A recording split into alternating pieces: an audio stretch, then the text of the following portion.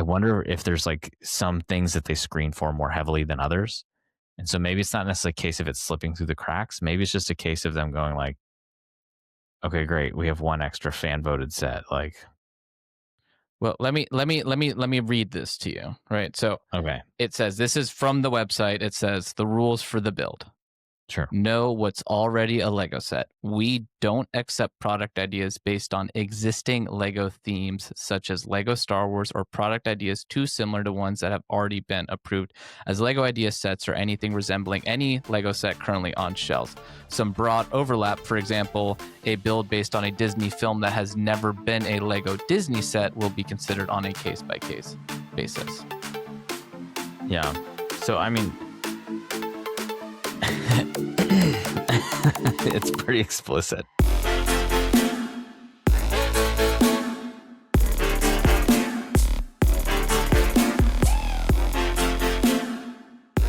Hello, bricks, chicks, and minifigures. You are listening to AFOLs Welcome, where we talk about all things Lego from the perspective of two adult collectors. We are your co-host. I'm Grinch. And I'm West. And today we are reviewing the third 2025 Lego Ideas review stage. I mean, it's kind of also the first Lego Ideas review stage of 2026 because it's the submissions were from 2025. So, Yes. West, before we do that, though, let's banter over some bricks. How have you been? Good. Grinch, thank you for holding down the fort last week. And thank you for Alex for the wonderful conversation about the Bricklink Designer Program. Grinch, I will be honest, I in past episodes have maybe voiced some skepticism of where it fits in the kind of spectrum from Lego ideas to kind of a standard Lego product from the Lego group's perspective. And I think after listening to the conversation, it's fair to say that the Bricklink Designer Program is the most sort of raw and authentic access point that mock designers have to getting their builds into sort of the official Lego set category. And it was really interesting to hear how they curated them based off of price point and theme and how intentional it was. It sort of always appeared maybe not haphazard, but I guess I just wasn't aware of that ahead of time. So it was really cool to hear that. And again, thank you to Alex for sharing. And I left the conversation feeling like BDP totally belongs and should have a spot in that spectrum. Just as much as Lego Ideas has a spot, BDP totally has a reason to exist as well. So that was really exciting to hear. So you're doing well. Yes. And if only we could convince you that I have a reason and a spot. No, I'm just kidding. All right, no. Yeah, no, it was a interesting conversation, to say the least. And Alex was our first a guest from the Lego group on the show, so that was exciting too. Yeah. I did want to have. But I do have a brick banter, if I may. Banter. If I will. You may. Which is, I just wanted to shout out a fun Instagram webpage that I found in mid-December-ish as we were wrapping up last year's season. And it's the Instagram page, Johnny Thunder Thursday. And if you are a fan of the Lego Adventurers theme, Johnny Thunder Thursday on Instagram, that page is where you can go to get your fill. And there's pictures of people building Johnny Thunder or adventure themed mocks. There's fan art. There's all sorts of cool stuff. So we've been posting on and tagging them in some of our updates about our Johnny Thunder build contest, which at the time of the airing of this episode, there will only be a few more days left till January 15th to submit your mock for our Lego Adventurers building contest. So please tag us on Instagram if you would like to submit that mock. Send us a picture or email it to us. You'll be in the running. But anyways, I just wanted to highlight that webpage. It's been a lot of fun to peruse it and see what they've got going on. Yeah, absolutely, absolutely. It looks like a good web page. We're a fan of adventures here, so we're a fan of Johnny Thunder as well. But Grinch, what about Um, you? How's your brick life been? it's I'm at the point, West, where I've been like unpacking the house, and I really want to focus on like the Lego room, but I've got my life to kind of do. Yeah. Unfortunately, I guess. Fortunately, fortunately. And so I'm like, do I unpack the garage and get the garage organized, or do I start unpacking Lego sets? And I'm like, but this weekend I am like this close to being done with the house. So that Nice. means if it's not this weekend, it's next weekend. I get to start focusing more on Lego. So I haven't had much time to sit down and like build anything, but I did get started back up on my mock building because I was just taking a little break there since the holiday, working on my Minds of Moria mocks and getting to the point where I'm mostly done with it. I'm kind of the point where I just need to kind of you know put it together, just get those last couple bricks just kind of thrown on there so I can be done with it and then sit on it for a month. I can't stress, for me anyways, how important it is to kind of like sit on your finished project for just a little bit, because there's two things. I think one, just kind of getting it put together, getting it done really helps without getting stuck on something and frustrated. And then getting to a point where you're like, okay, I can put this aside, because we've talked before, like with building mocks, you're never really finished, right? You can Yeah. always come back to it. You can always sit there and be like, oh, let me rebuild this, let me rebuild that. So I kind of like to just get it done with, get I spend a lot of time getting to that point where I'm like, okay, it's time to finish this bad boy. And then kind of revisiting it a week later after I've kind of let it sit and marinate for a little bit and be like, this is off, this is off, this is off. Cause, kind of like with, what Luke shared, where it's like, you got to look at it up close from a, Hmm. Hmm. medium range. And then from a distance, I kind of, you know, it's like buying a house, right? You go through the inspection process, you're like, man, this is flawless. And all of a sudden you live in it for a week and you're like, oh my gosh, like this thing's falling apart. How could I have missed that? Yeah, like what's this giant hole in the wall? What? So Hmm. not that is not a real story, by the way. But it's similar, like things become more apparent the more you kind of just let sit with it. So that's where I'm at with that point with the mock. So I'm kind of ideating on what I want to do next. It will be Lord of the Rings. And I have a question for you, West. No, yeah, Should it go ahead. be the Dead Marshes Ooh. or Osgiliath? Mm. Specifically, Return of the King, when the orcs of Mordor take Osgiliath back and like Garth Mog or whatever his name is comes back and sneak attack. Like over the river. Uh-huh. Yeah, I think that would be really cool.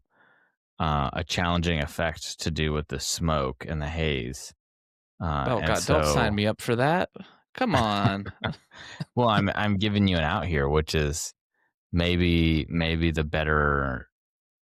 the more approachable one would in fact be the Dead Marshes, and would be a really great way to like work on like natural building, because a lot of that is just terrain builds.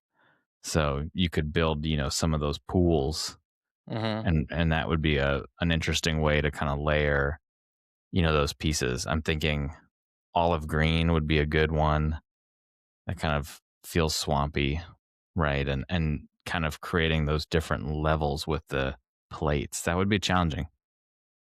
Yeah, and that's kind of gets me excited because ruins is also challenging. It's hard to Yeah, but with the create Monhen, you've kind of intentional. proven Well, and with Weathertop, right? So, yeah, yeah, you've done ruins. I think my original plan was to do Osgiliath, and I've been excited about doing Dead Marshes.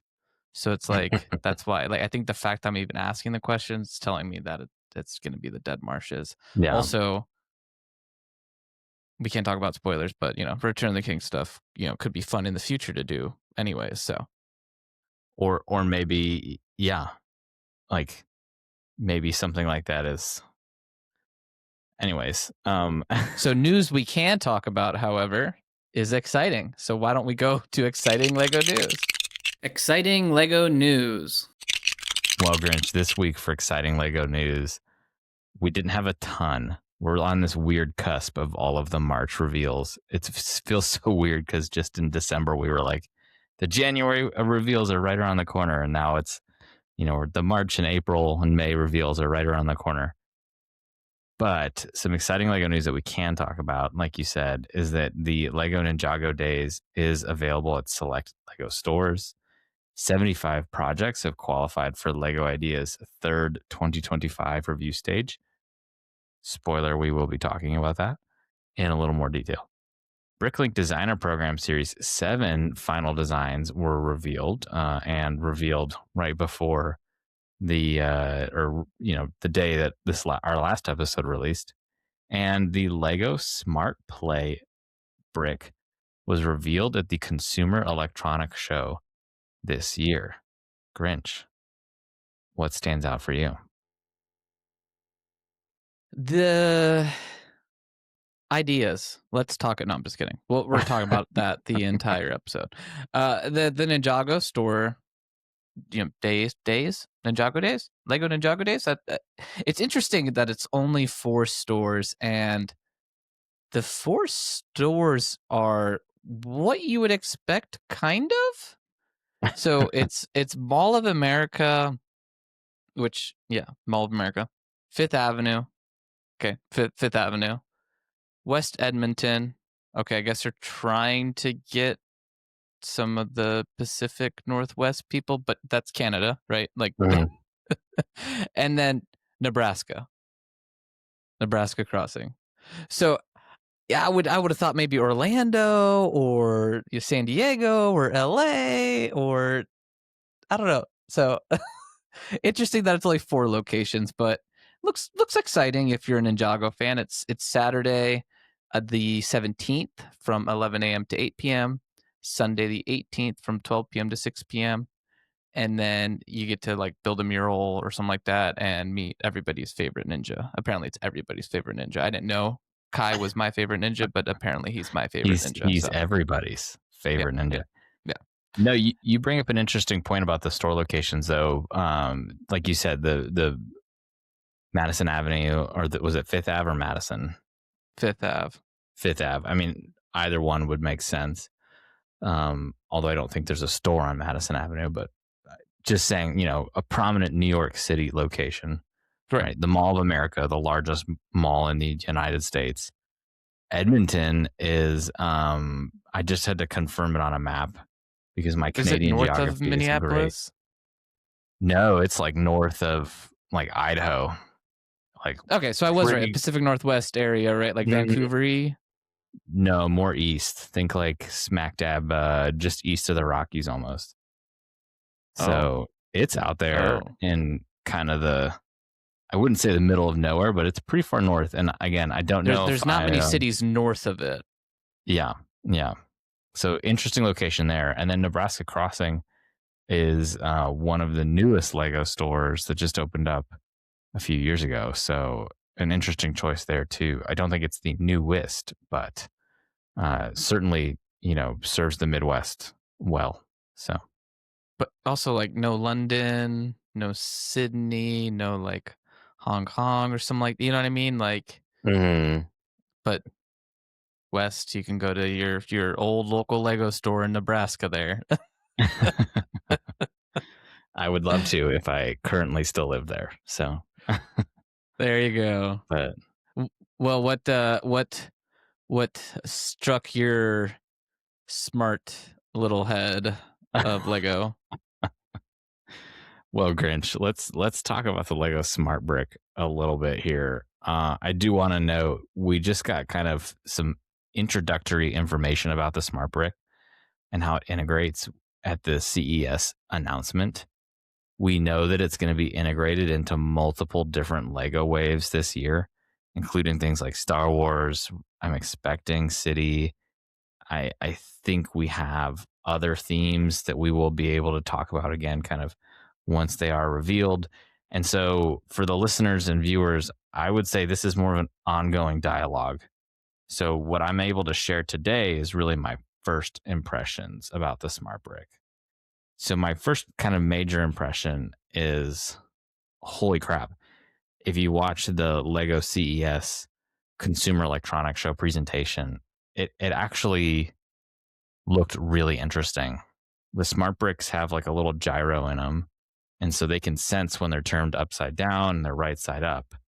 And then they connect to the tile that is either on the vehicle that they're being attached to, or they can connect to a minifigure, for example. And so the minifigure, the vehicle, or whatever other tile it's sensing gives it the information it needs to then kind of play in that capability. So they, in their demonstration, took one smart brick and they moved it from a car to an airplane to a duck. And it kind of made the appropriate, exactly, like quacks and, airplane noises when it needed to. What's also interesting is it sounds like they can sense each other with, I don't know if it's some like NFC technology or Bluetooth or something, but if they're in proximity to each other, they can connect and almost like create like a miniature network of smart bricks. And so it sounds like if you have two smart bricks playing together, then that can kind of change the way things are done there too. So I think it adds a whole new dimension to the Lego play experience. But on the same token, I've seen a lot of negative backlash online about this. And I want to talk about that, but I want to get your first impression first. I think I'm more neutral on it. I would say I probably have some negative points to make about it. I'd say I have some positive points to make about it. We had one of our longtime listeners, Taco, kind of reach out and send us a little joke about it, about the smart brick. And one of the questions we had was, or we kind of talked through, was like, it feels a little gimmicky, right? And it kind of, I think it reminded both of us of the light up lightsaber figures, and those were notorious because you couldn't, you can change the battery in them, but in order to do that, you actually have to believe it's like turn the arm up, pop it out, pop the back off, and then put a new battery in, pop the like the back of the torso, like there's a little outcrop, and it breaks, it stresses, right? You've got a battery inside a minifigure, so if the battery corrodes, your minifigures, it's not a good right experience. This, it looks like they've fixed because of wireless charging, number one, right? So it seems like there's that wireless charging pad that they can go on. The one thing I dislike about it, though, is that the minifigures have like a smart brick capable on the back. So that looks a little bit silly. But I do think like where I pause with any negative criticism is, if you look at the lineup of sets that's been revealed, it's a lot of 6+, 8+, and I think the max you get to is 9+. And I think some of the criticism, at least, has, a lot of it's been around price and, how it's inflating. Some of it's been around like, I don't care about a digital interaction when I'm building with Lego. Like, I'm doing this for a non-digital experience. And then the other part I've seen a lot of is the builds look kind of terrible and kind of comical, right? And my first thought was, oh, I wonder if these are 4+ sets. Like, are we going to see 5+ put on these? And we're not that far off from it. So I really don't think you or necessarily I are the target audience for these sets. Now, that doesn't necessarily mean that won't change, right? As you said, like, this is kind of the first introduction to what's potentially a whole new world for Lego. And we talked about potentially even doing an episode on this now or in the near future, or something like that. So TBD, right? We'll kind of have to get a feel for it and see what happens here. But that's where I'm at. A lot of unknown, mostly just kind of sitting on the sideline, neutral. I'm not going to buy these sets. It's not nothing I need necessarily. I think I mean, there's a few things that I think are interesting that you bring up. So the first one I want to discuss is the fact that this is definitely geared towards younger. It skews towards a younger audience in terms of, like you said, the set age ranges and the build styles and the way that it's intended to be used and interacted with, which is fine. However, the fact that these will inevitably inflate the price of what they're getting, right? If it's like a little X-Wing build or something, or a TIE fighter build or whatever, that would cost cheaper if it was just pure Lego than if it was Lego plus the smart brick. And so in order for it to be worth it, the smart brick has to make up that difference in price, right? In terms of like perceived value. My fear is those 6+, 7+, 9+ sets sometimes were the sets that we were getting at the lower price ranges. And we've talked about how Lego has skewed to more expensive sets over the last few years as they've really leaned into the adults welcome idea of Lego collecting.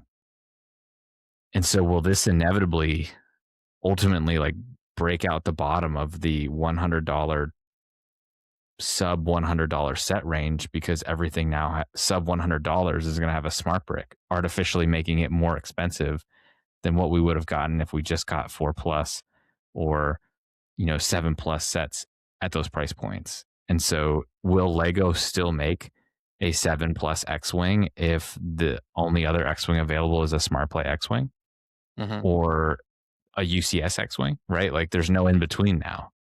And I think that might be a little unfortunate. Yeah, I think I'll be really interested to see how this does, right? Because is the Lego group marketing to parents of these kids, or are they marketing to AFOLs, right? And I Yeah. think all the LAN interaction, the big event, the tech expo style of event would maybe think you're just trying to create hype, right? So it maybe a little bit of both, right? You're kind of just throwing it out there, seeing what sticks to the wall, but it'll be interesting. It'll be interesting to watch. And some of the prices aren't even that bad compared to what we've seen, right? Like we're not talking, I mean, $160 for 923 pieces. We saw that twice this summer for Star Wars sets, right? Yeah, I mean, fair point. So, like, it seems like maybe it's adding 10, $20 to the sets maximum, because some of them aren't terrible. Like I think there's the 473 pieces, $70, 584 pieces, $90. We're getting a little bit worse there, but that intro set there, the Darth Vader's TIE Fighter, like that's not unrealistic for what we've seen from Star Wars, right? It's not doubled, right? Now, if this were 10 years ago, yes, absolutely, right? How many times have we seen a 4+ set, for example, that is $60 and it has 200 pieces in it? Like, yeah. And the rationale is like, well, it's not smaller pieces, it's only big pieces, it's all prints, et cetera, et cetera, et cetera. Sure. It feels like now, then, even in your discussion, it's like, okay, so this last year we got this way higher price floor for some of these Lego sets. And now the smart brick isn't changing it. It's not maybe overly increasing it, but it's effectively like setting that as the new standard. And so is like the new standard for Lego Star Wars going to be somewhere in like the 17 to 18 cents price per part ratio? Like, is that just gone for those, like I said, those sub $150 sets? Or is there an avenue where, like, again, right? Like, do we get a TIE Advance that doesn't have a smart brick in it eventually? And I don't know. It certainly wouldn't stop at either of us from getting the set if we wanted a TIE Advance, but like you mentioned, these don't have a feel of like being more model based or realistic based. They're kind of more cartoonish, or the proportions aren't quite there. I'd be interested to see on how this could integrate into the AFOL community and some of those more adult oriented builds. And this is where I really do kind of question Lego's strategy a little bit of engaging in something like a smart brick, whereas I feel like, because I was thinking like, well, how could you incorporate this into something like maybe the holiday Icons line, for example. And, for the longest time, they had those light up bricks that would show that the fireplace was being used, or like on the hot air balloon from last year, they had a light up brick showing you that like the fire in the hot air balloon was illuminating, right? Uh-huh. The smart brick does way more than that. But at the same time, like if I had one of those holiday sets, I'd really just want lights in it. Maybe like sounds like a fireplace crackling would be kind of interesting, but like not super compelling. I was thinking about like the UCS Star Destroyer. If I could get it to light up, that would be really cool. But, a company like Light My Bricks does that already. So what would a smart brick do on something like a UCS Star Destroyer? It sounds, right? It sounds and interaction. Yeah. When you move the Tantive 4 nearby, like does it, shoot it or something, right? But like even in that case, probably not, because it has to read the thing, and the way it has to scan it just feels inherently clunky because it has to be in close proximity to scan it, effectively adjacent to that brick. So I don't know. Like you said, it'll be interesting. And this is where I think from a dialogue perspective, it'll be interesting to see how this year goes and to see how the smart brick is ultimately integrated into Lego sets.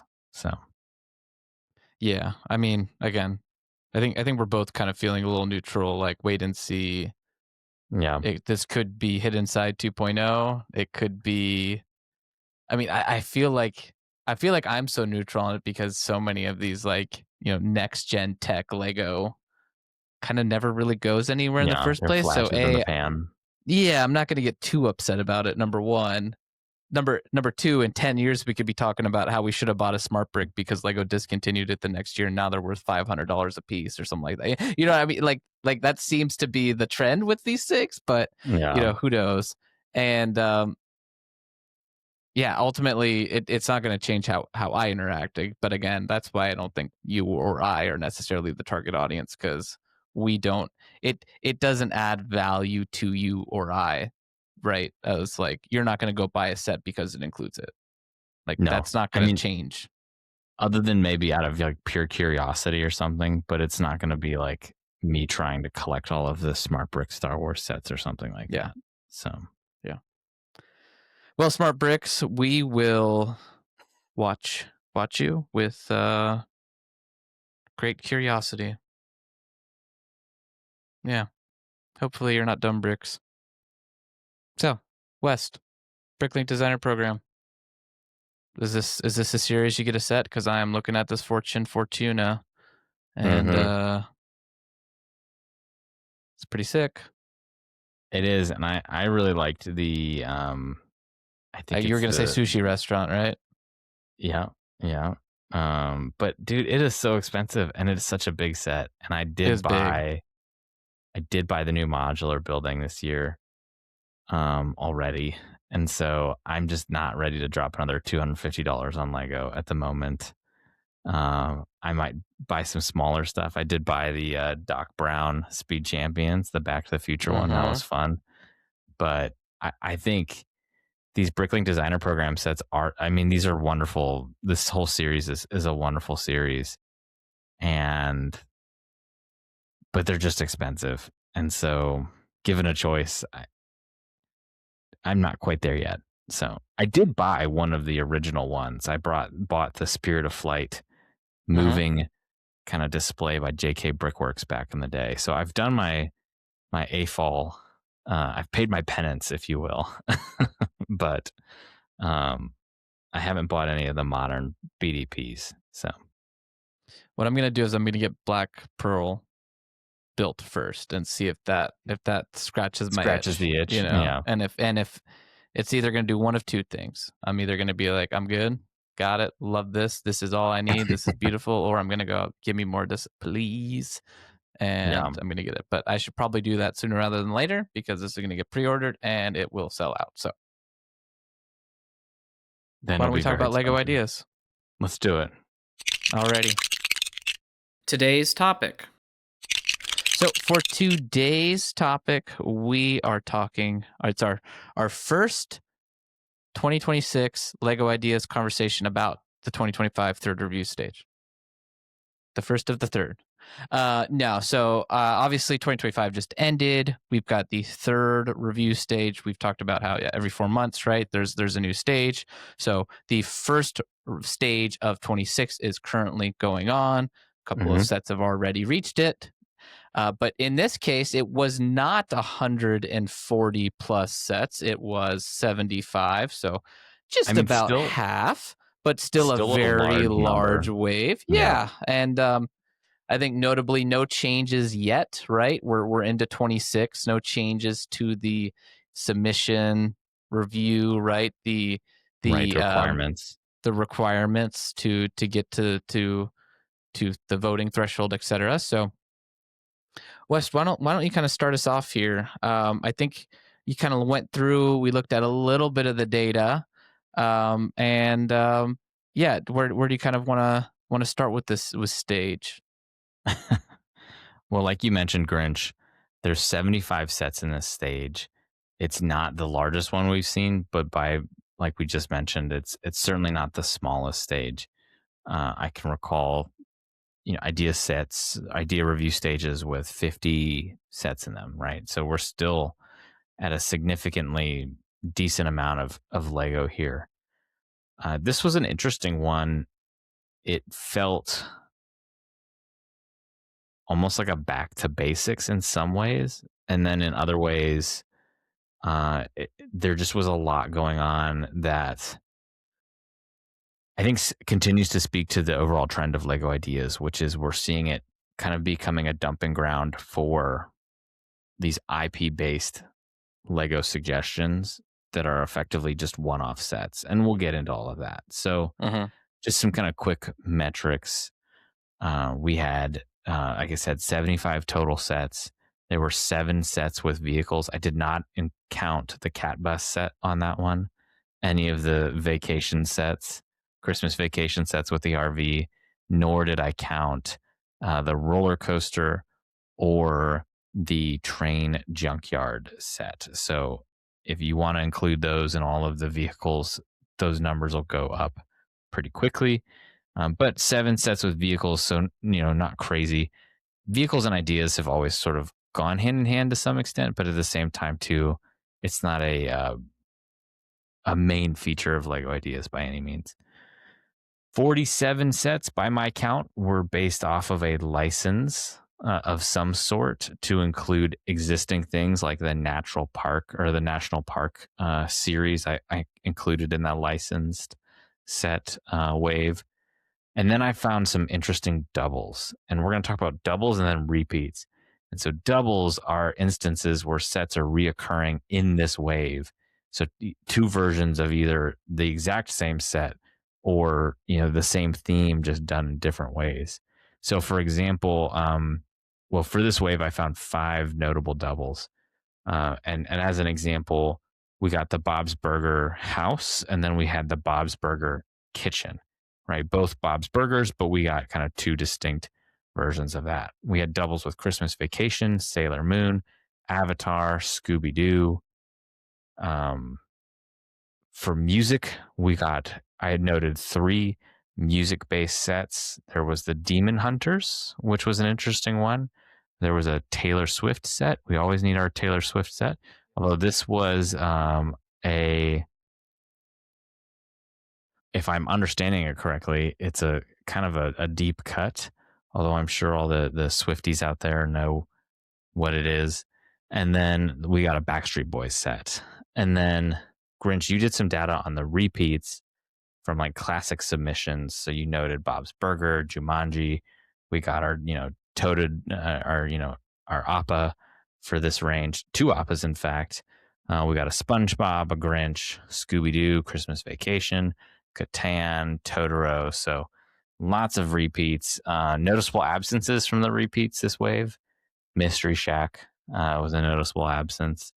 And then, some of our traditional music ones like the Taylor Swift, different versions of Taylor Swift or whatever. So, lots to discuss. So what did you think, Grinch?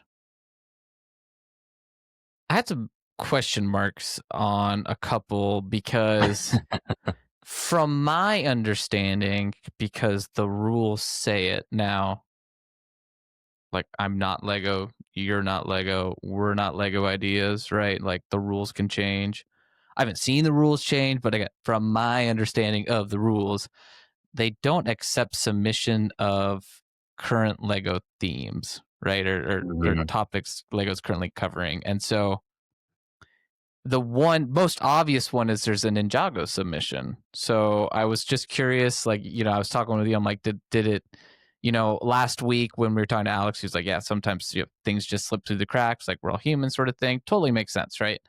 So did that one just slip through the cracks and that also get 10,000 votes of support? Because it's literally Ninjago Monastery of Spinjitzu. So like that's Ninjago. And then the second one may be more of a debatable set, right? A mission or choice, but the Scooby-Doo Brickheads, and I say that because while Scooby-Doo is not, right, they've covered it before, but they're not currently covering it.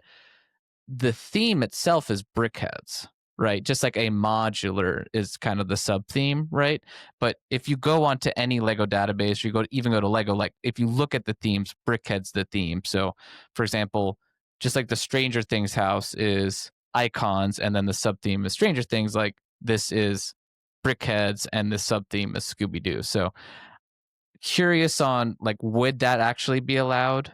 Because it's still Brickheads, right? Right. So So like the and Brickheads is a trademarked name, right? That's a Lego brand name. So, right. yeah, not sure on Yeah, that so one.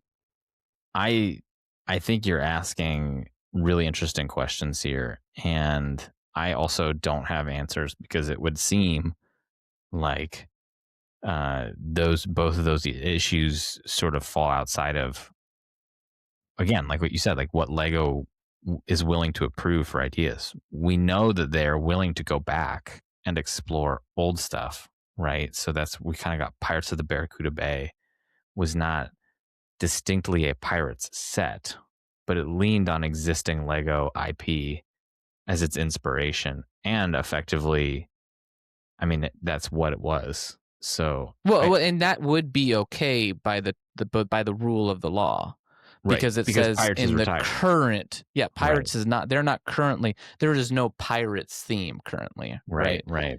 right. Even I mean, we talked about it with Alex last week. Like, you could do an adventure set, right? We saw an adventure set here. Like, by the rule of the law, that is Mhm. okay. But Ninjago is very actively being made.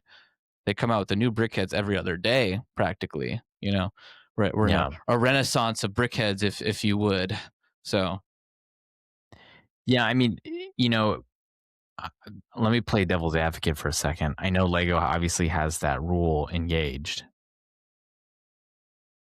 but I mean, they did it with the SpongeBob one too, right? So that's like an interesting question, allowing that one to continue but they when don't currently have a SpongeBob theme. they don't currently have a SpongeBob theme, but I also believe they don't have the license, right? Isn't that Mega Block right now who has that license? Yeah, but that's where I mean, they could go get a license, right? The rule doesn't Sure. say, I think, you know, I guess what I'm saying though is like the 10,000 vote threshold is purely a fan base threshold. Yes, when you submit your Lego idea set, it goes through the initial screening. I wonder if there's like some things that they screen for more heavily than others. And so maybe it's not necessarily a case of it slipping through the cracks. Maybe it's just a case of them going like, okay, great, we have one extra fan voted set. Like, well, let me read this to you, right? So okay, it says, this is from the website. It says the rules for the build. sure. Know what's already a Lego set. We don't accept product ideas based on existing Lego themes, such as Lego Star Wars, or product ideas too similar to ones that have already been approved as Lego idea sets or anything resembling any Lego set currently on shelves.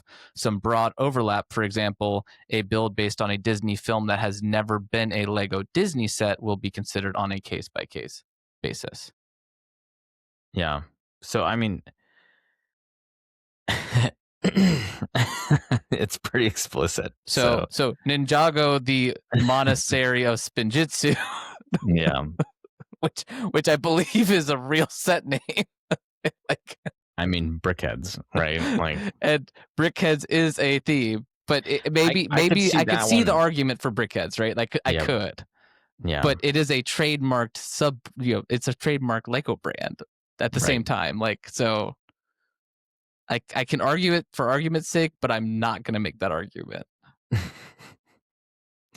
Yeah, it's an interesting challenge to I mean, we'll never know, so it's just sort of speculation on our part, but yeah. I think I'm we stoked. can safely say those probably won't be selected. Like, we can't, again, we don't make the rules, we don't own the rules, we don't own the implementation of the rules. People make rules all the time and make exceptions, just like I do with my Lego budget on a monthly basis, right? I mean, we all do. So we can't say anything for certain, but I think we can rule out those. And I think we can also safely kind of rule out a few of the ones we've already talked about, right? Like at this point, I've had another Appa set, a SpongeBob set. There's some of these classic ones that are on here of like, I think, I don't think so. Yeah. Grinch's Wave has a lot of different and unique elements to it, but there's also, again, like I mentioned at the top, some continuity from past waves. And a lot of that is things like seeing the Appa sets again or seeing the Jumanji set again.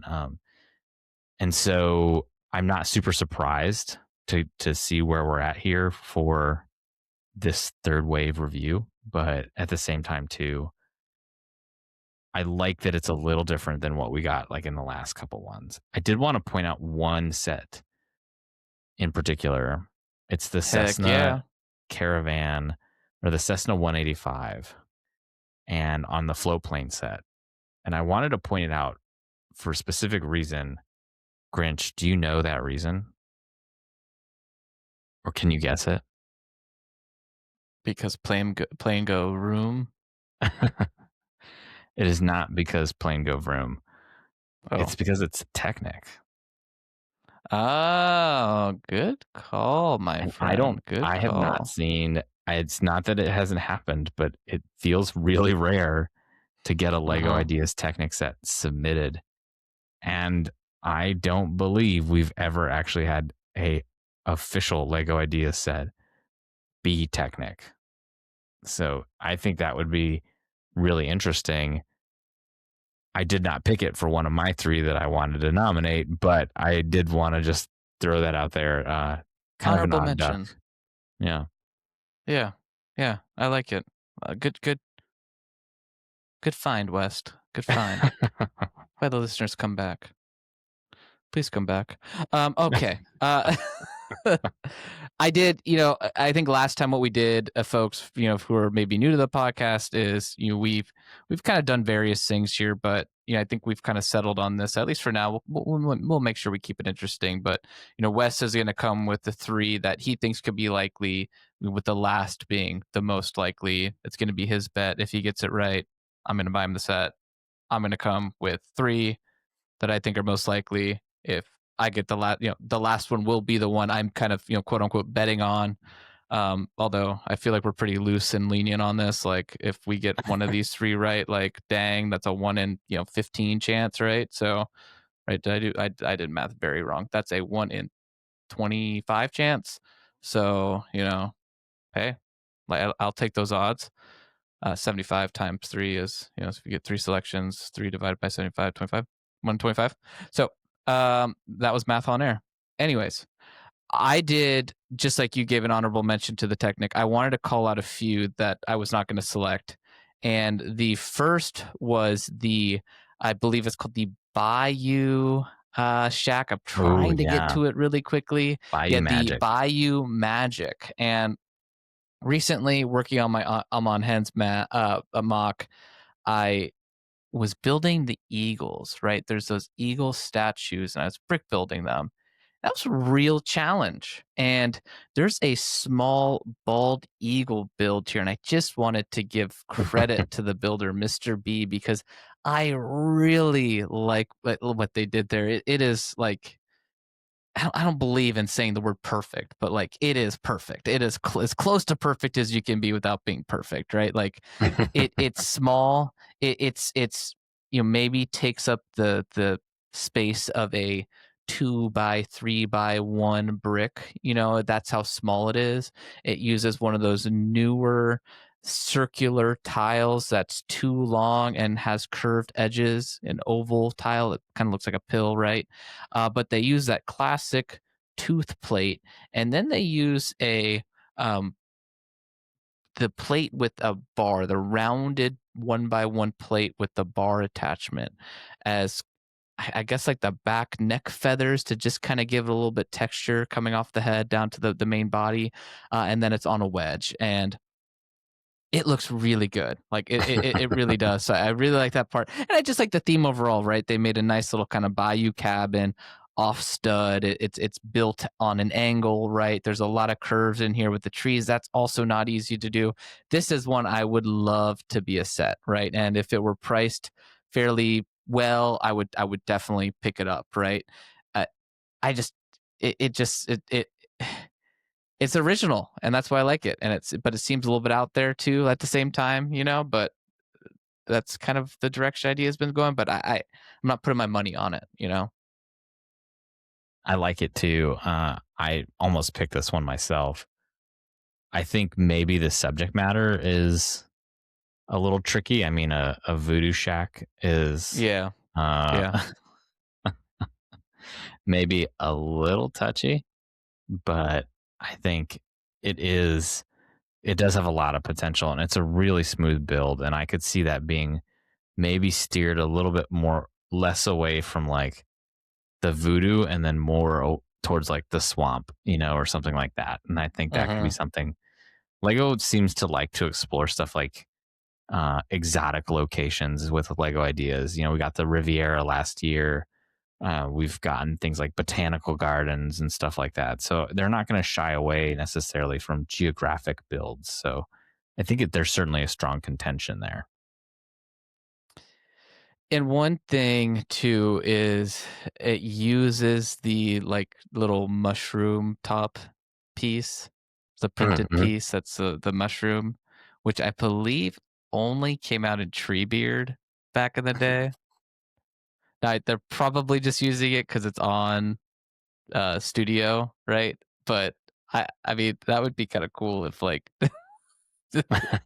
I think that piece is like $5 too, because I was gonna use one in my one of my Lord of the Rings mocks, and I was like, oh yeah, let me look this up. But I was like, oh, never mind, like just yeah, never mind. So, anyways, $15 worth of pieces right there. So, but Nice.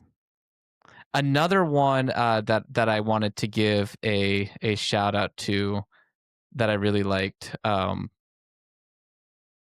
was of course Bob's Burgers, right? But again, we've had it before. Catan, like those. The axolotl, sorry. I like those, but Lego's done a lot of axolotl in Friends recently, right? Yeah, Am I this year. mistaken? Yeah. Then there's the shrimp fried rice, which I think is like, again, shout out to the builder, super super clever. Where there's a little shrimp flipping a pan. It's a mechanical motion on a takeout box of rice that's got a flame coming out of it. So it's a shrimp frying the rice. So It's a fun little play bit of on play on words. words. Yeah. Yeah. But no, I also, one that I wanted to give a shout out to is I really liked the Autumn Japanese onset as well. West, I thought you would like that one. I do. And then I was gonna give a shout out to one that you were gonna to vote for, but of course I can't not shout out Princess Bride. So That is a anything good you one wanted to too. shout out prior to our selection here? No, I mean, I think I just wanted to highlight the Technic build because I thought that was a unique entry into this wave. But everything you've already highlighted is I think totally there. I did not pick it. Oh dear,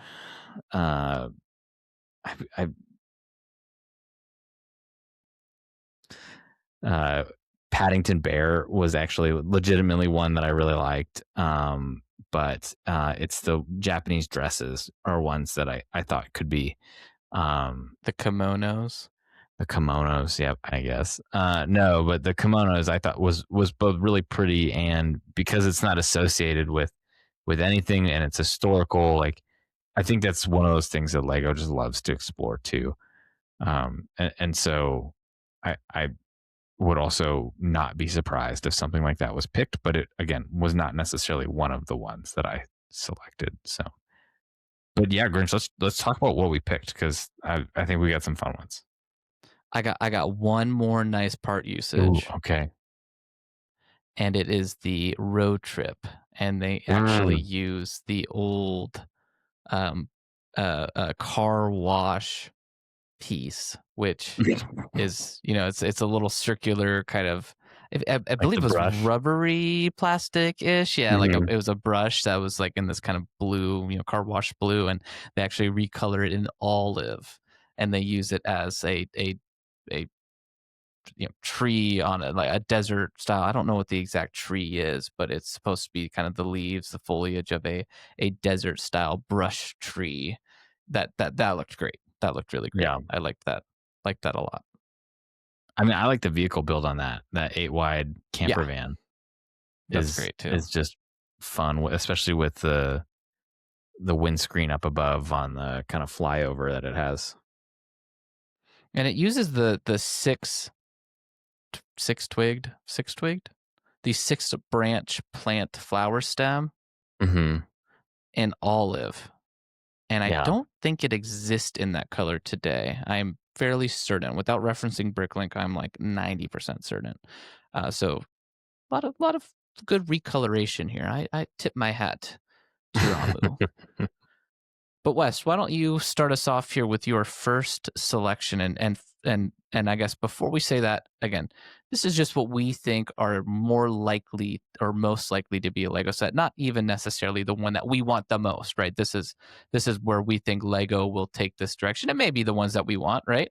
It doesn't have to be exclusive. That it's not necessarily the one that we don't want, but just wanted to kind of call that out. And of course, congratulations to all of the builders for reaching 10,000 votes of support. You have done something West or myself have not accomplished. Yes, so absolutely. Shout out to you for everybody who's made the review stage.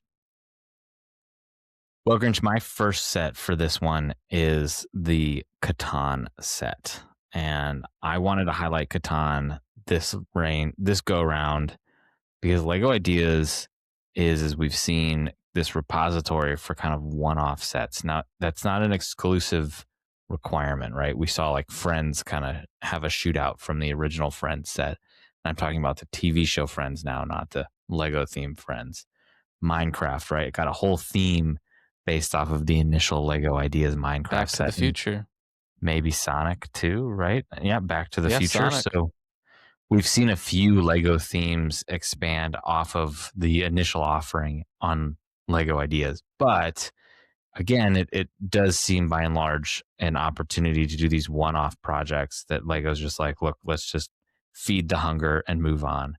And Lego's also been at the same time really trying to explore things like board games, right? The last 2 years, they had that like monkey board game. I keep seeing it in Target. There's been some video games that are involved building. I think it's ripe that we get kind of an official board game in Lego format. And what better board game to do that with than something like Catan? And there's nothing necessarily particularly special about this one compared to previous submissions that I wanted to call out as like maybe this one is more likely or less likely. But I do think this one offers a unique opportunity to kind of just do it, get it done with, while Catan's still popular, and move on. And that's my Catan take. We've seen Catan before, right? We have not seen it for a while, though, right? I mean, this was one of kind of the original ones, I'd say like 5 years ago, that was maybe a little bit more frequent, right? Mm-hmm. We talked a few months ago, maybe longer. Time flies when you're doing a podcast, like, and you number the weeks. It really does. But about I might pronounce this wrong, but as Monde, right, or as Mode, something like that. The Okay. game company that actually owns the right to produce Catan. Do you think that partnership, right? Because they came out with Monkey Palace as a Right. game, right? We had kind of speculated at the time that maybe that meant Catan was coming, and I think a Catan movie has been in pre-production Oh, for years. gross. That it's like practically Starring becoming the Dwayne Halo the Rock movie Johnson. Yeah. at this point, yeah. So that said, do you think that partnership helps the likelihood of something like this, or do you think it hurts? Because there's certainly, like, is the avenue there, or is the path already there that it blocks it, right? Yeah. I mean, that's the $1 million question here, because it can still reach this review stage. But if Lego's exploring this already internally, it won't go anywhere. Right. Right. So it's all about timing. And I mean, I haven't really heard anybody talk positively or negatively about the Monkey Palace game. It just doesn't seem like it's really hit the radar. I don't know if there's like a weird divide in like the Lego community where it's like I need my board games made out of cardboard and my Legos made out of plastic, and I can't let the two of them intersect, right? Like, because certainly you'd think that people who play board games also probably like Lego. I don't want to stereotype. Hopefully, I'm not offending anybody. But I think there's probably a large correlation between those two groups of people. So, or overlap rather.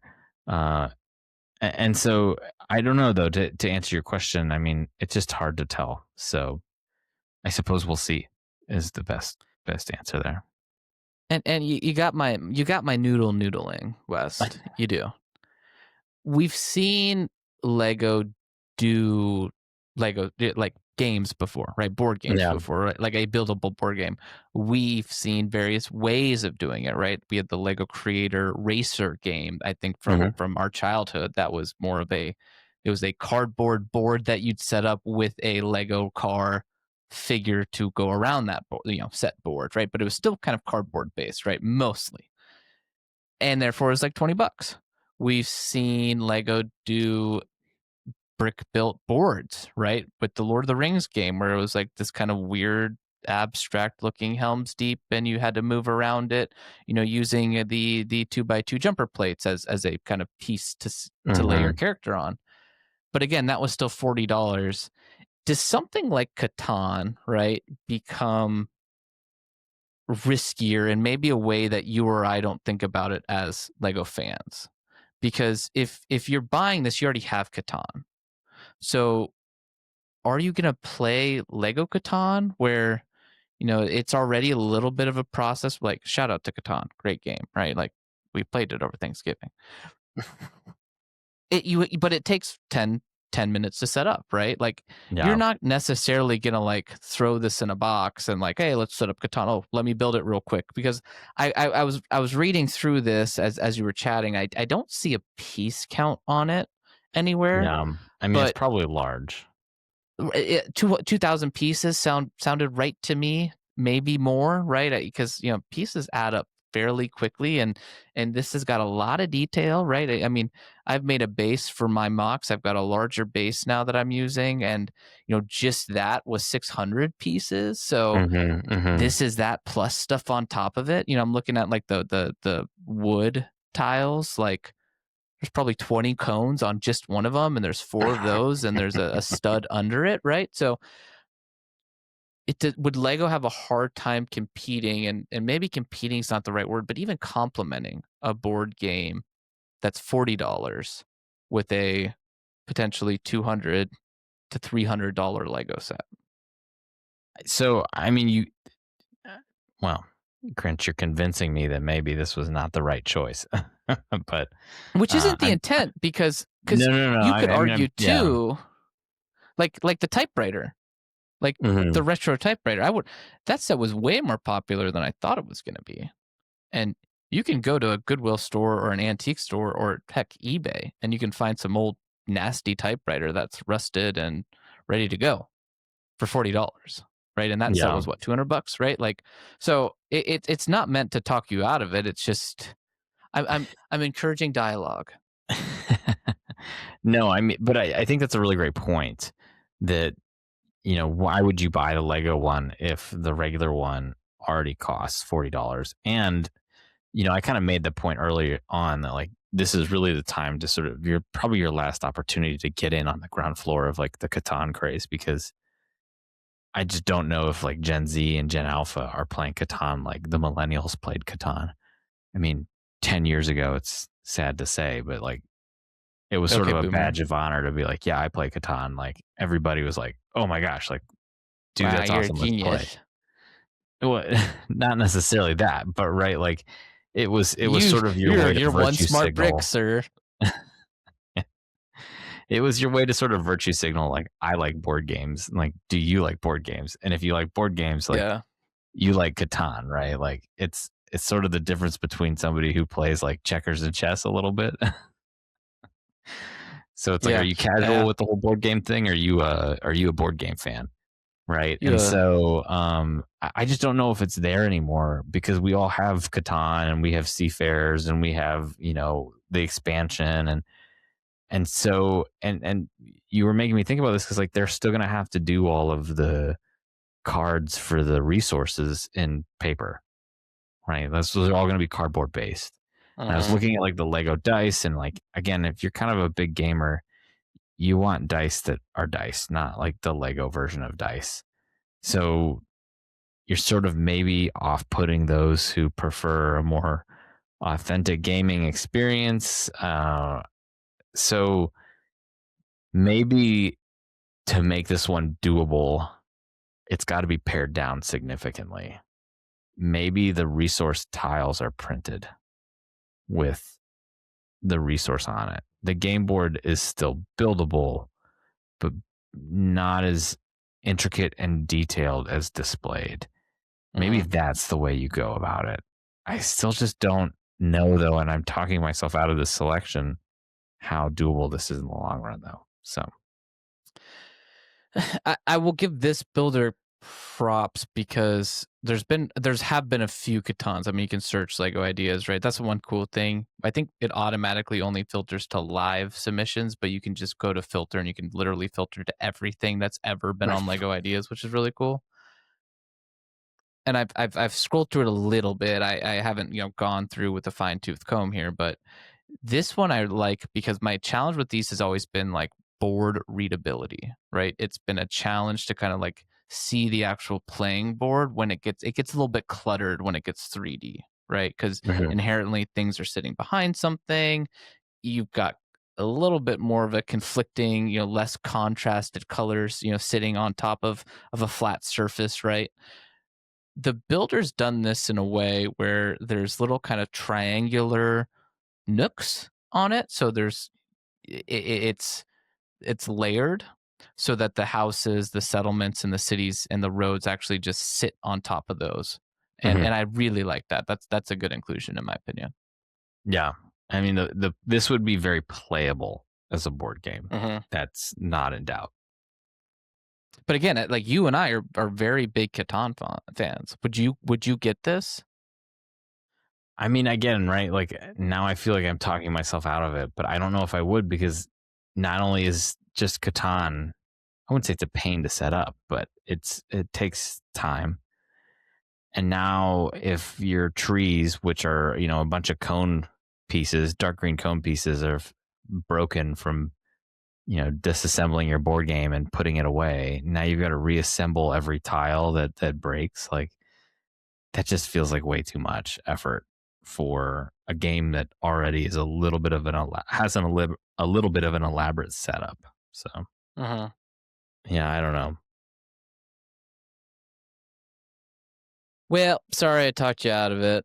You talked me out of this one. Go right ahead. I picked Backstreet Boys, and this was not because I wanted it. Let's just get that out of the way. Although I wanted it this way, Um, um, I, I I feel like Lego really loves nostalgia, right? And we've seen like the Beatles happened, right? That was an idea set in the Yep. past, so there's precedence, right? Um, BTS. BTS more recently, that one didn't do well, but maybe that was more of like I think they all went to military service, right? Because you have to do service in Korea when you turn 18, and so I think they were all like they had to like disband for a little bit, and I think they're back together. Yeah, I don't they've been paused. I think they have right. not come back fully yet. And So K-pop Demon the Hunters kind of dethroned them well, this yeah, summer. I mean, But yeah, that yes. happened for sure. But yeah, I went with Backstreet Boys just because, like, just like we saw with Friends, like nostalgia is a powerful tool.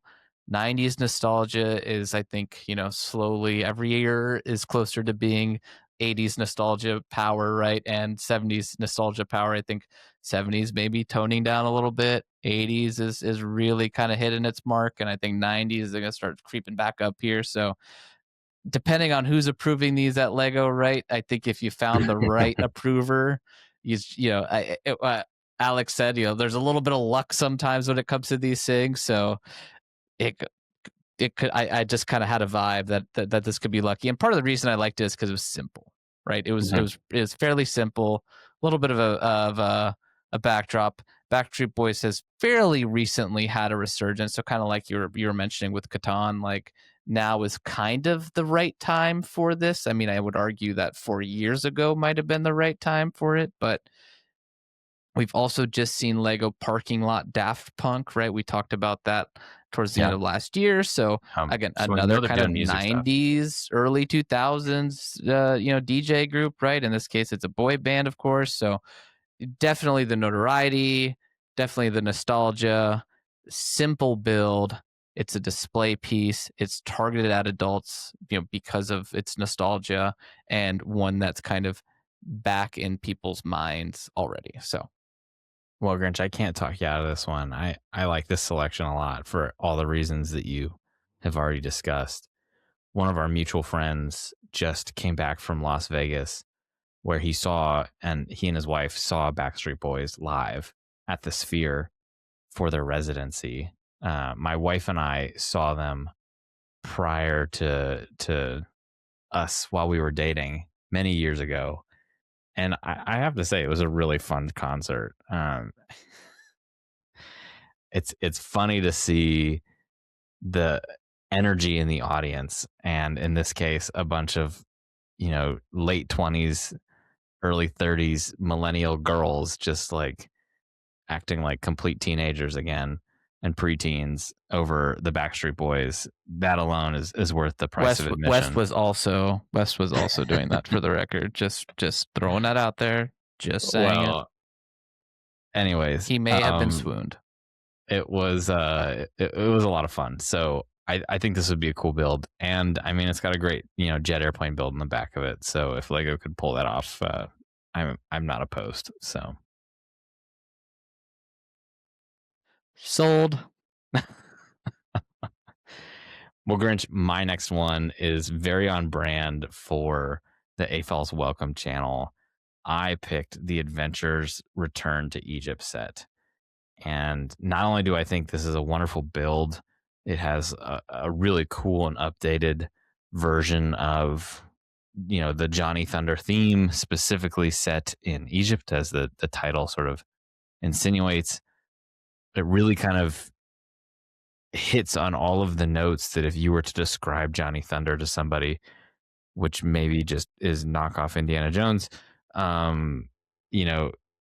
comes across in the build. The kids say Timu Indiana Jones today, by the way. Just the Sheen Indiana Jones. Yeah, you dated yourself with the Backstreet Boys comment, so I'm just You're okay, right. boomer. Thank you. Just trying to keep you up to date here. Modern. Yeah. Yes. The team. I love that. The Timu Indiana Jones. This is a big temple build. It's not necessarily extremely big. This isn't like the Lego Ideas Botanical Gardens set, but it's also not small. So there's a lot there. but you're still getting basically the core Johnny Thunder story, which is what I really like. And I just feel like nostalgia for Lego is something Lego loves to do inherently as like a company. And I think a lot of us AFOLs look back on something like Johnny Thunder as like that prime, time in our K-fall lives where we were like, this is awesome. 90s nostalgia, bro. And early 2000s, right? So anyways, I think this would be a perfect set to revisit for Lego for like a one-off adventures revisit if that was something they wanted to do. And I don't think they don't want to do it. So anyways, I nominate Adventures Return to Egypt. Love it. Sold. This the example I used at the beginning, like this is a set I would want to see and I would buy. Mhm. So Lego, take my money, please. I love the biplane. One do too. question I'd have though is the builder actually used the original hieroglyphic printed piece, Mhm. and I believe it was ship in the bottle. Like they used that curved clear panel piece, right? Right. That had been And made forever. and they unretired it because they said in the design in the Lego interview, they're like, we just couldn't build this any other way. So I my question is would they unretire that hieroglyphic print or maybe just update it, right? Because the brick itself is still in existence. So would they maybe modernize the print or just like I would love to see the original, right?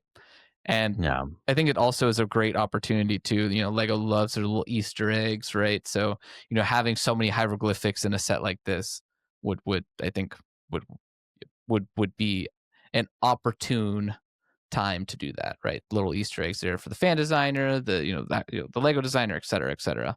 And the other thing I really like about this is there's callbacks to adventure sets, but it in itself is not a just remake, for example, of Right. an adventure set, right? So it is definitely a celebration and honoring of Johnny Thunder and what I think was the best adventurers sub theme, which is Egypt. So And it opens up. So it looks like it's about the size of a base plate, but then it splits open so you could make it into a facade or completely close it. And so it's one of those sets where it's like it looks great from every angle. And like you said, it just includes those sort of original icons of the Johnny Thunder line. For some reason they were always videoing things in the original Johnny Thunder.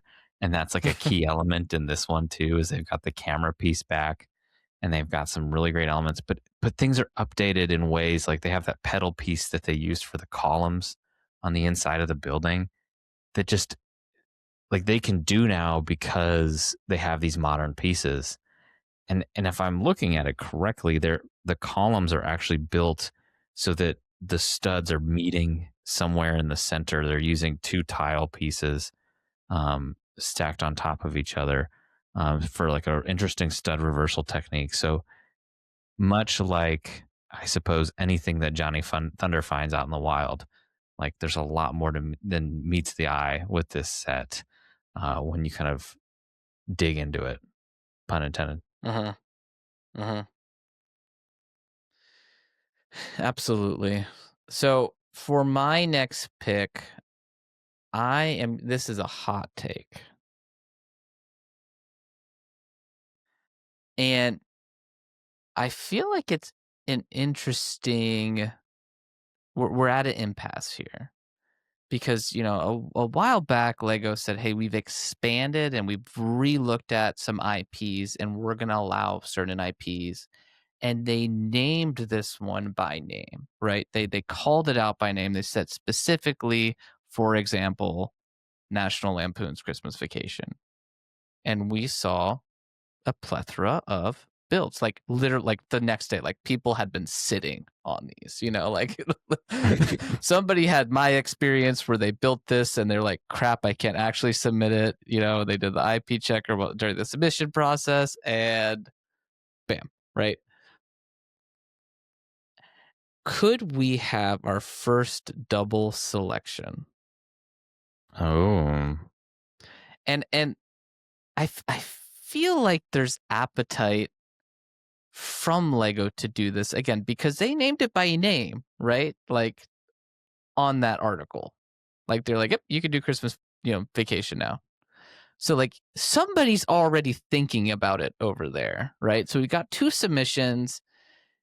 Now's kind of your chance, right? If you don't do it now, you start to get into this territory of like, okay, at what point do we do it and who do we give credit to?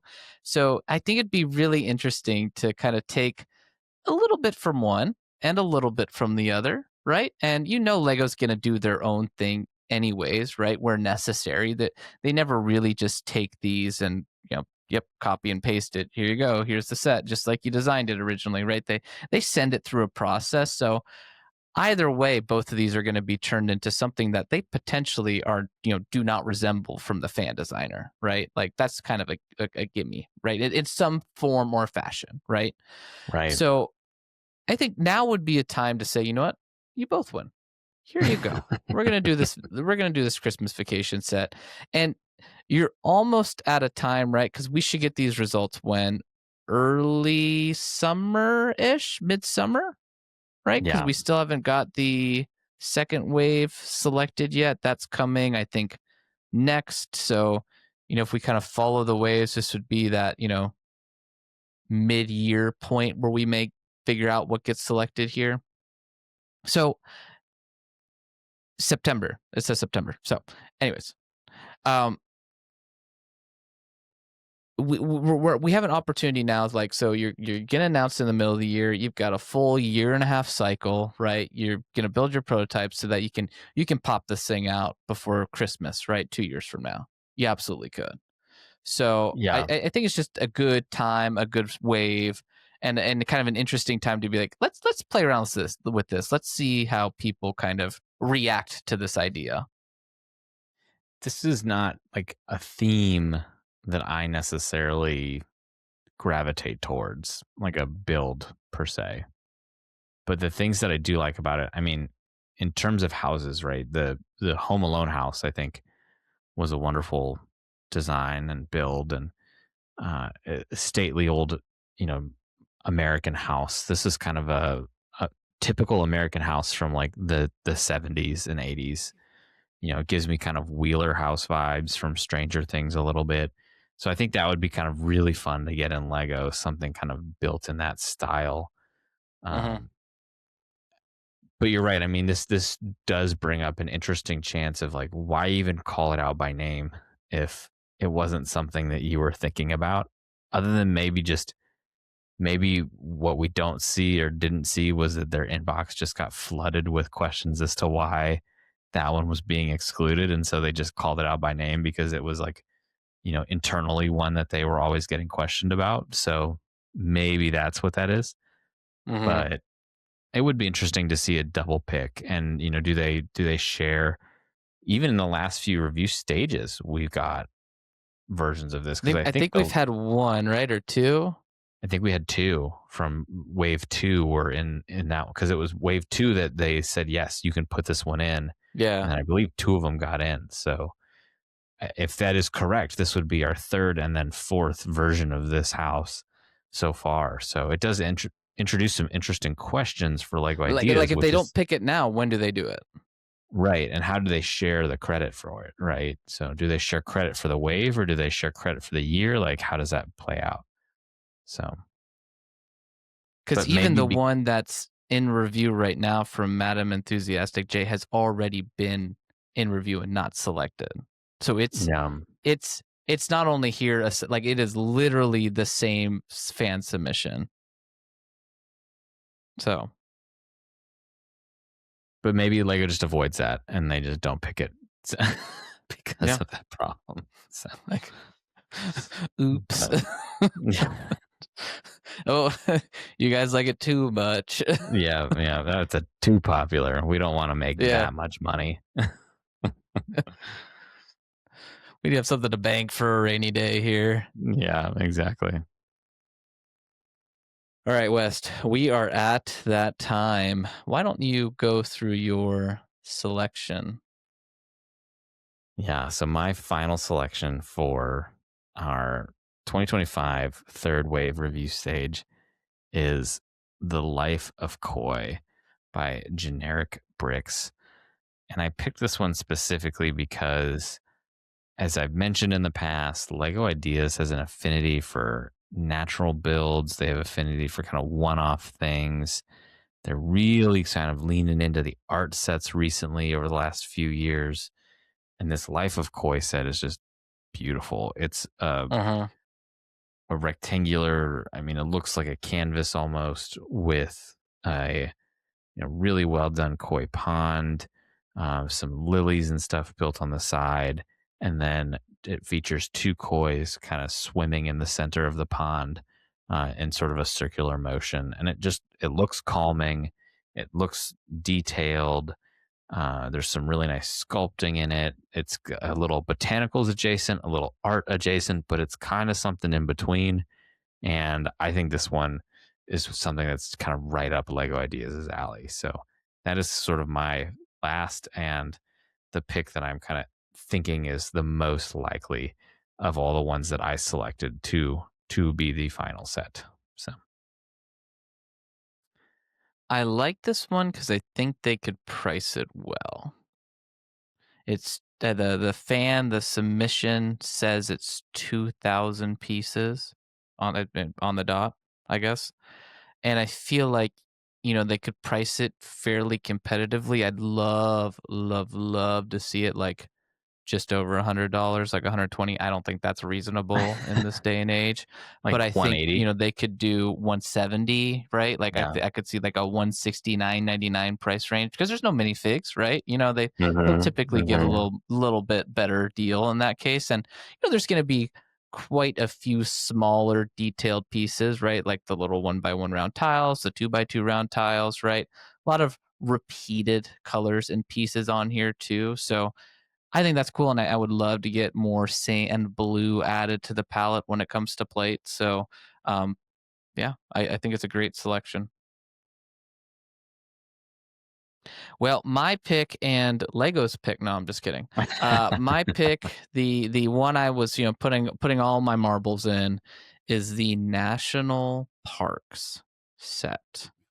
And I am quickly scrolling to it. So I've got a nice image I can look at while I talk about it. But no, we've seen Lego do this sort of like sub theme and ideas before. And I don't mean this sub theme before, but the idea of kind of sub theme submissions, right? We had the Seinfeld, the Friends, Big Bang Theory, right? We had those Hmm. kind of TV studio sets.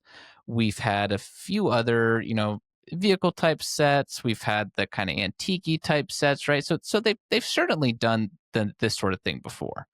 And in this case, it feels very similar to the Tales of the Space Age. And Yeah. I think Tales of the Space Age was a really good way to capture that sort of space race storytelling theme in an adult display way that adult Lego collectors would like, right? And I think this is a really good way that Lego can highlight the national parks in a similar manner, right? You've got Yellowstone, Zion, Glacier, Grand Canyon, Yosemite, and it's in these kind of vignette backdrop style types of builds, right? I mean, it feels like,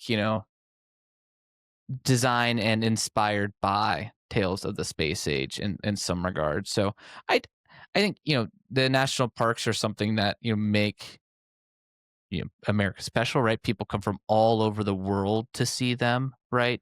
It is a good way to capture this theme that would be, I think, relatively difficult to capture any other way. Like you're not going to do a giant, 3,000 piece Old Faithful, for example, Yeah. right? You may do a buffalo, but then it's not Yellowstone, like it's a buffalo, right? So I think this is a way to kind of like call that, it's kind of, it plays well with nature, right?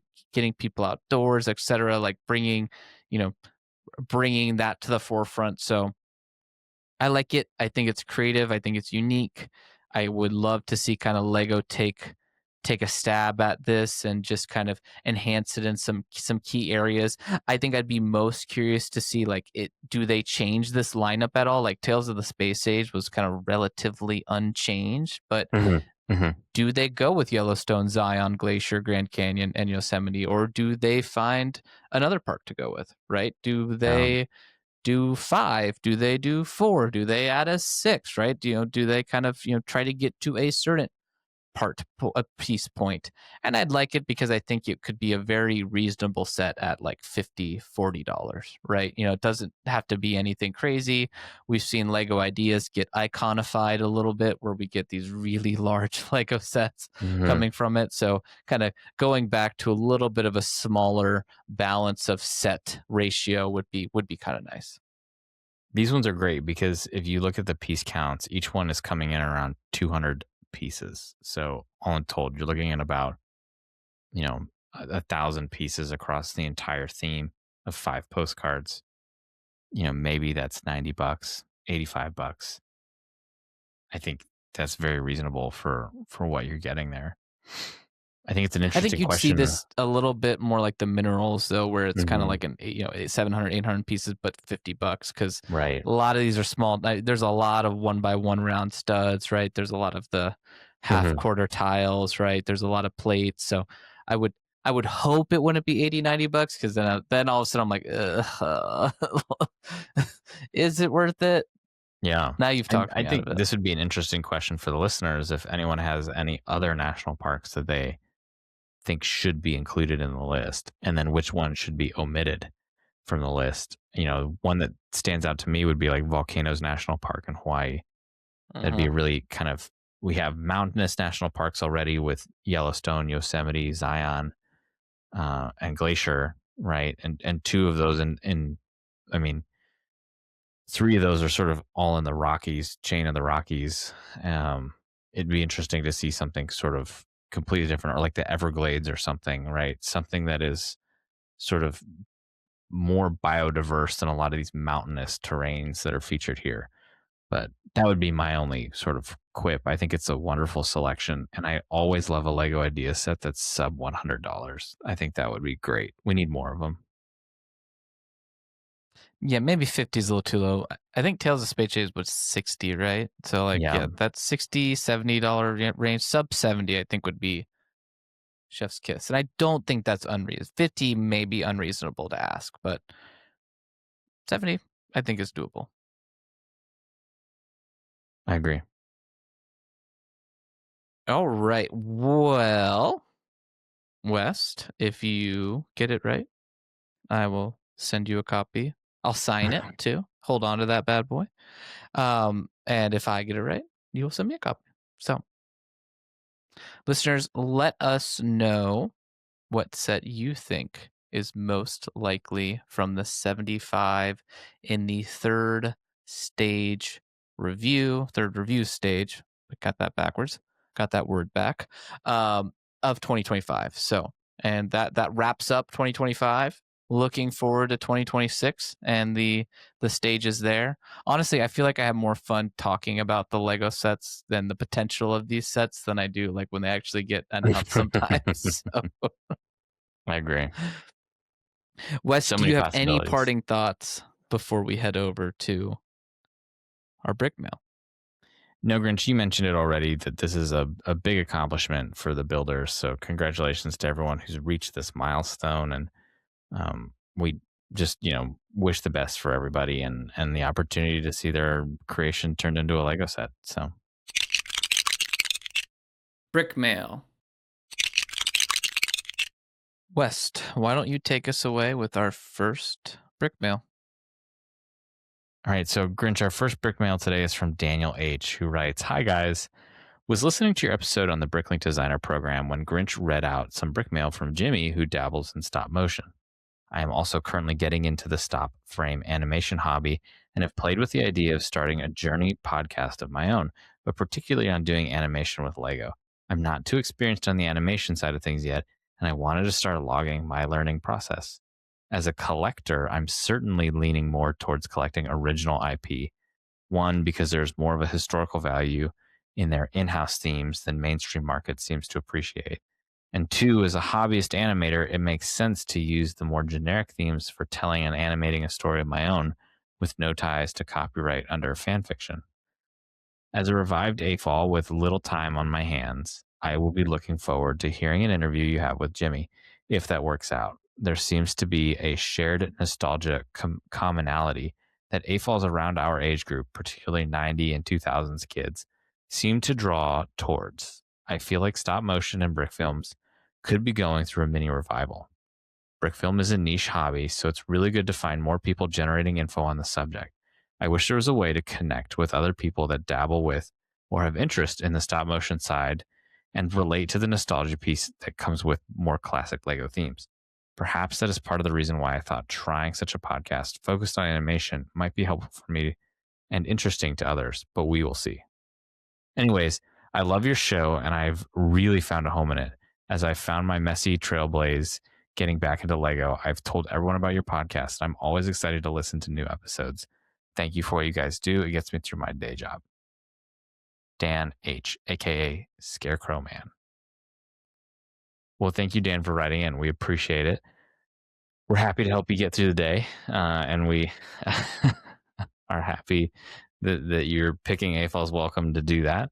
And we're happy to, help create this community of Lego stop motion artistry. So please keep us in the loop with how that goes. And when we get that interview with Jimmy, I'm excited to hear any more feedback you have on the subject. Which is scheduled. There we go. It'll be in the next. It'll be before the end of the month, folks. We will talk stop motion. So excited to know that there's multiple people interested in this topic, right? Because sometimes you when you get into these niche topics, you're like, oh, is it too niche? Is it But it does not. It seems like there's certainly an appetite. So there we go. So I'm curious too, like, West, is it time to whip out the old Discord? Is it time to do that, right? So we can foster some of this collaborative community. We'll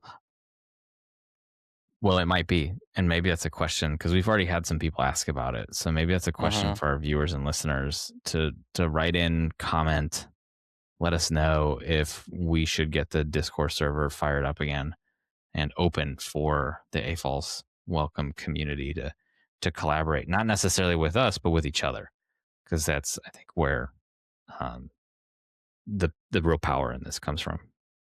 If anybody's interested in moderating, let us know. Let us know, because right now it comes down to a bandwidth issue. So let us know.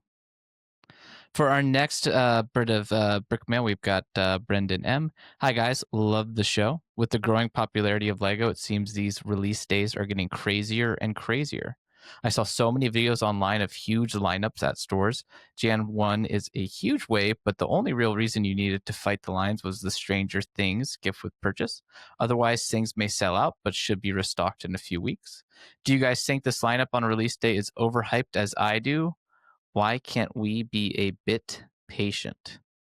And apologies for missing yours last week, Brendan. It definitely would have been topical with my brick banter up front. But yeah, I was, I think like I shared, like I was so surprised because I've lined up before. I think Jan 1st, I was talking to West. I was like, maybe it's because it's a holiday and a lot of people are off Jan 1st. Not everybody, but it is a federal holiday, right? So coming off of the holiday, Christmas, maybe people have got a little bit of Christmas money or something like that, right? So you got a combination of a little bit of Christmas money, time off. Like you can go line up at 10 a.m.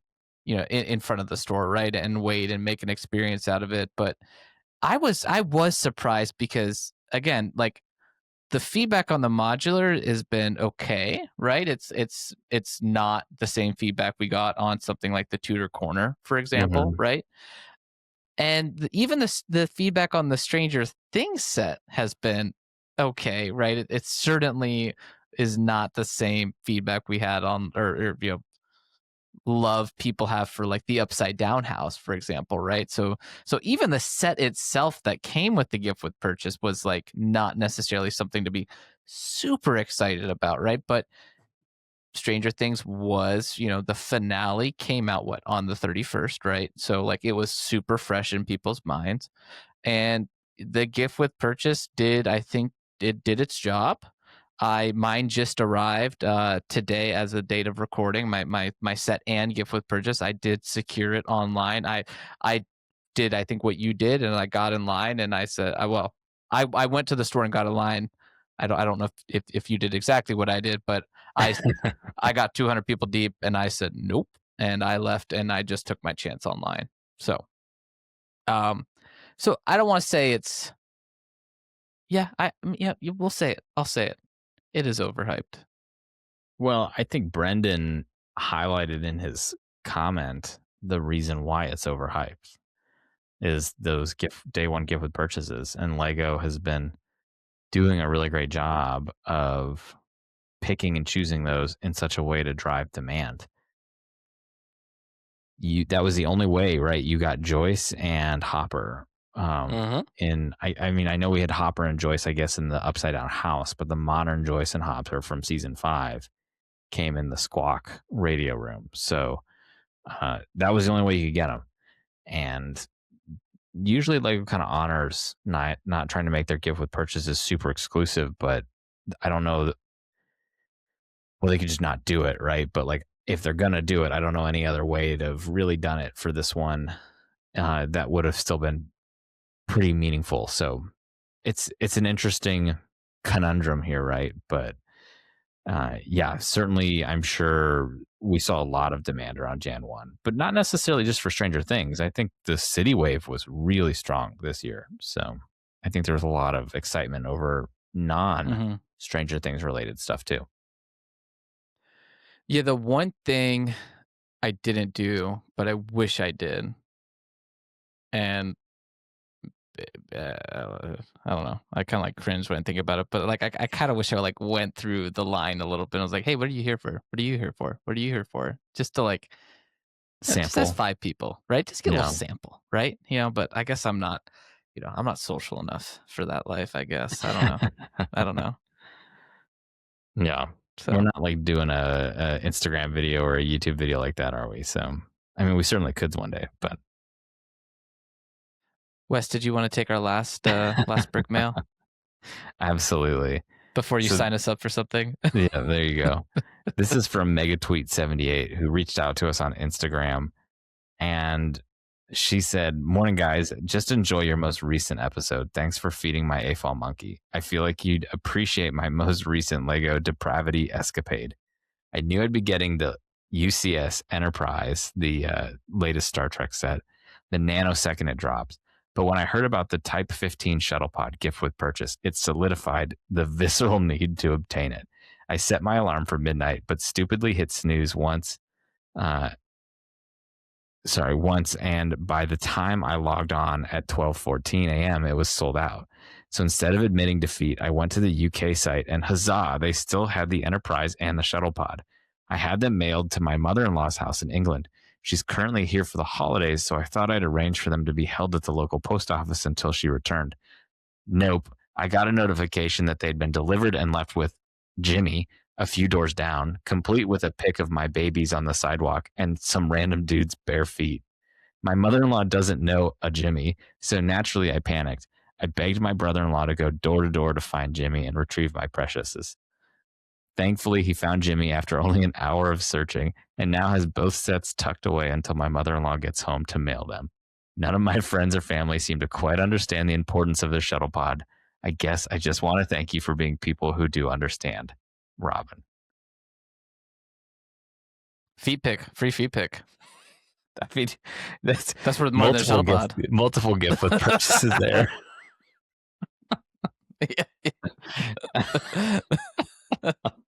It's like some new guerrilla marketing from Lego. Like, oh dear. Not only I get the shuttle pod, I got the feet pick. That's funny. No, I love the story, and we do understand. This is a safe place. Absolutely. Yes. I also had some Legos inadvertently shipped to an old address in this case that I then had to talk to the person who currently lives there to mail them to me. So, Robin, you're in good company. Yes, I've shipped Lego to a hotel I lived in while I was moving before, because we were, in a hotel for a couple weeks as we got settled before we moved in, and I couldn't miss out on the gift with purchase. And the best part is the hotel my company had put me in at the time. It was the room was nasty, like nasty. It was like a residence inn, but it was. You disgusting. said the best part, Grant. So I'm curious. I said the worst part. Sorry, I see. Did I say best? Well, the worst part is we ended up moving the hotels. There you go. So then I ended up in another hotel like across town. Like I don't mean like down the street 5 minutes. I mean it was like 30 minutes away. And so I just go back to this nasty hotel, like, drive back across town to go pick up my my Lego set boxes. So been there, done that. Not going back. Well, thank you, Robin, for writing in. And that is a wrap of another episode of AFOLs Welcome. If you've enjoyed this podcast, please subscribe and leave us a review on Spotify, Apple Podcasts, YouTube, or wherever you are listening to this show. If you would like to write the podcast, please email us at afolswelcome@gmail.com or follow us on Instagram at AFOLsWelcome. Thank you for listening, and we will catch you on the next one. See ya.